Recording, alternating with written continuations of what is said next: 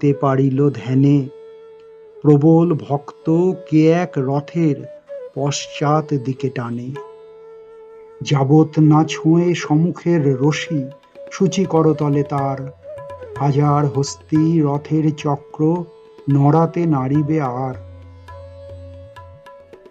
বাহির হইল পাণ্ডার দল ভক্ত অন্বেষণে, কৌপিন পরা সন্ন্যাসী যত ধরে আনে জনে জনে। তিলক ভূষিত নামাবলীধারী বৈষ্ণব আনে ধরে, কাহারও পরশে সে বিরাট রথ এক তিল নাহি নড়ে।